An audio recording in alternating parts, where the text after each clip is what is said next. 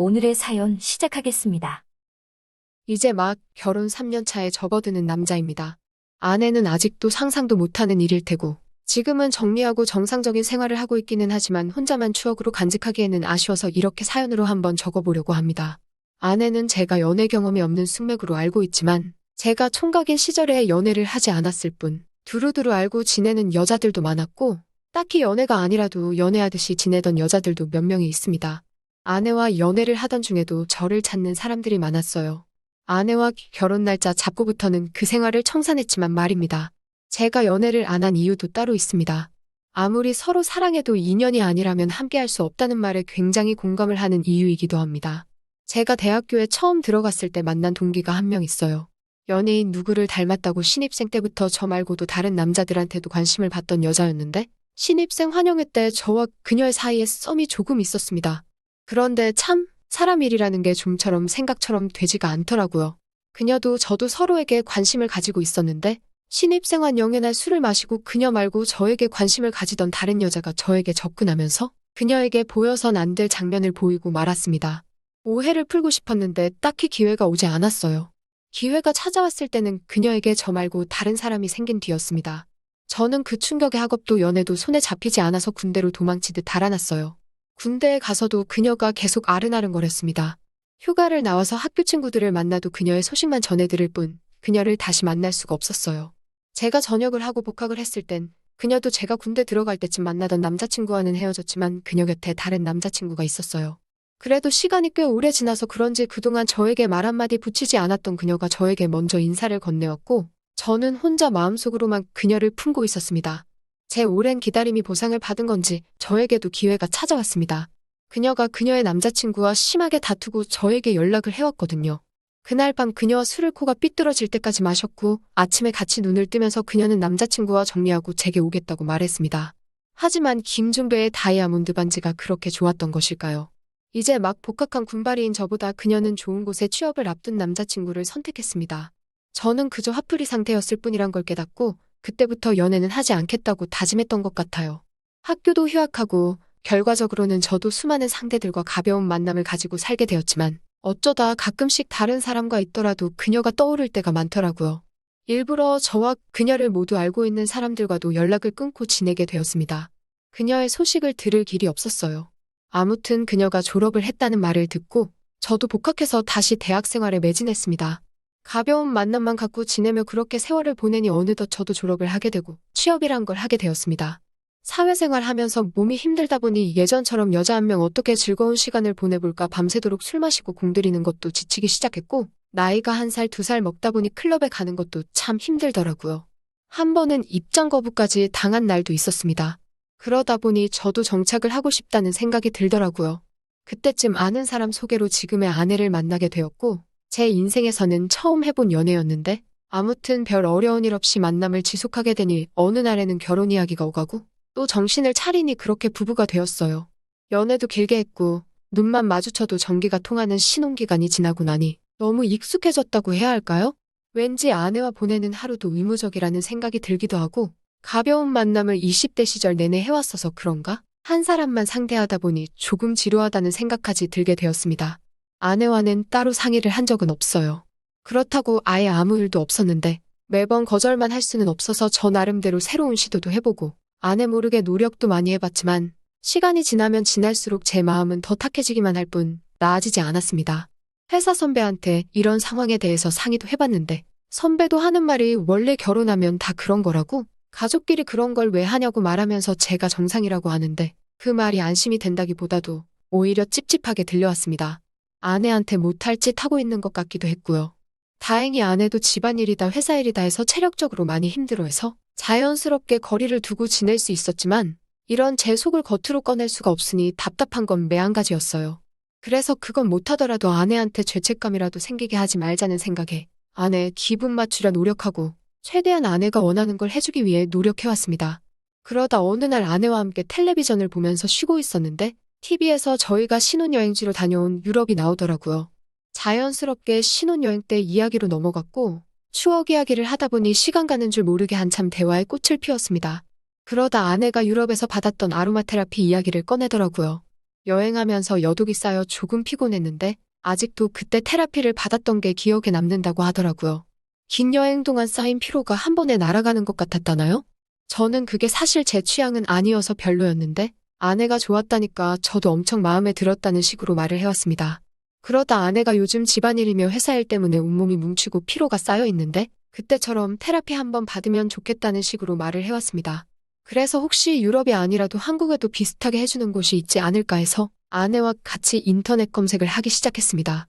당장 저희가 테라피 받자고 유럽으로 갈 수는 없는 일이니 기분이라도 내보자는 취지였어요. 얼마 검색 안 했는데 한국에도 전문적으로 테라피를 해주는 곳이 많이 있더라고요. 저희 동네 근처에도 몇 개나 되는 곳을 찾았고 아내한테 속는 셈 치고 한번 다녀나 와볼까 제안도 했습니다. 아내는 괜히 유럽에서 좋았던 추억이 안 좋아지는 거 아니냐고 의아해하기는 했는데 어차피 다녀와보지 않으면 죽어도 모르는 일 아니겠냐고. 그리고 누가 아느냐, 유럽에서 봤던 것보다 훨씬 더 좋을 수도 있지 않겠냐고. 일단 받아보고 좋으면 자주 다니고 안 좋으면 그냥 안 좋은 대로 돈 아껴서 나중에 휴가 내고 유럽이나 한번 더 다녀오자. 뭐 이런 이야기를 주고받으면서 예약을 걸어버렸습니다. 아내도 반신반의하다가 제 말을 듣고 그러면 한번 다녀와 보자고 결심을 하더라고요. 맞벌이 부부라서 테라피 한번 다녀온다고 가게에 큰 타격이 오는 것도 아니고 저는 한편으로는 신혼 때 추억을 생각하면 이게 저와 아내의 관계가 개선되는데도 도움이 되지 않을까 하는 생각도 있었어요. 이러나 저러나 손해볼 게 없었기 때문에 당일 예약을 하고 찾아갔습니다. 그래도 이왕 기분 내는 거니 인터넷에 있던 수많은 테라피 중에서도 가장 비싼 곳으로 예약을 했습니다. 차를 끌고 좀 번화가까지 나가게 되었어요. 비싼 만큼 값어치를 하지 않겠냐는 생각에 들어갔는데 입구에서부터 시설을 아주 본격적으로 해놓은 게 후회 없는 결정을 했구나 하는 생각이 들었습니다. 카운터를 보는 사람에게 아내와 제가 커플로 테라피를 받으러 왔다고 말하는데 종류도 이런저런 게 많더라고요. 아로마는 당시에도 사실 제 스타일이 아니었기 때문에 저는 전신제압으로 선택을 했고 아내는 좋은 추억을 끄집어내고 싶다고 아로마로 선택을 했어요. 실내에 들어가니 시설은 오히려 유럽에서 다녀온 것보다 훨씬 더 잘해놓은 것 같았습니다. 오픈한 지도 얼마 안 돼서 깔끔하고 인테리어도 유럽 느낌 물씬 나게 해놓은 게 비행기 값을 아꼈다는 생각마저 들더라고요.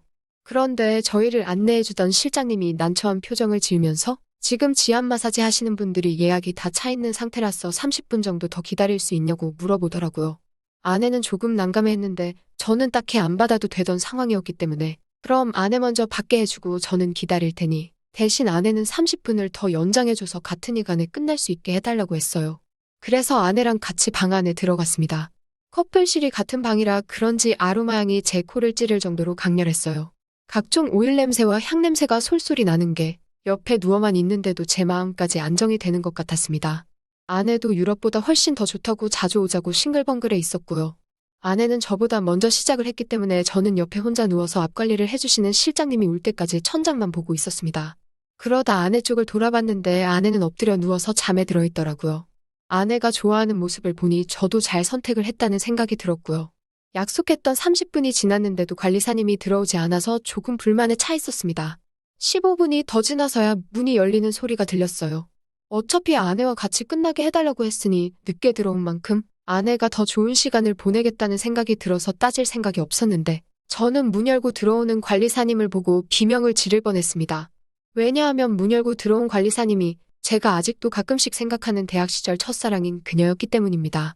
이미 10년이 가까운 시간이 지나갔는데 정말 변한 것 하나 없는 외모가 그녀임을 한눈에 알아보게 해주더군요. 저도 변한 게 하나도 없는지 그녀 또한 저를 첫눈에 알아봤습니다. 서로를 알아본 우리 둘은 아무 말도 할 수 없었습니다. 그녀가 정적을 깨며 저에게 아는 척 인사를 하려고 하는데 저는 잘못한 것도 없는데 괜히 깜짝 놀라가지고는 그녀의 입을 틀어막았습니다. 옆에 자고 있는 거 내 아내라고 소곤소곤 그녀에게 말을 했어요. 그녀는 제가 결혼했다는 사실에 많이 놀란 듯 보였습니다. 카운터에 가서 다른 관리사님을 불러달라겠다고 말하려는데 그녀가 저를 멈춰 세우더군요. 어차피 지금 자기 말고는 아무도 없다고 하면서요. 아내는 여전히 깊은 잠에 빠져 있었지만 아내가 조금씩 뒤척일 때마다 심장이 철렁하더라고요.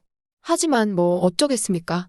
나만 떳떳하면 된다는 생각이었고 그녀는 이미 오래전 지나간 첫사랑일 뿐 지금은 그냥 관리사 대 손님으로 만난 사이 아니겠느냐 싶어 그녀에게 몸을 맡겼어요.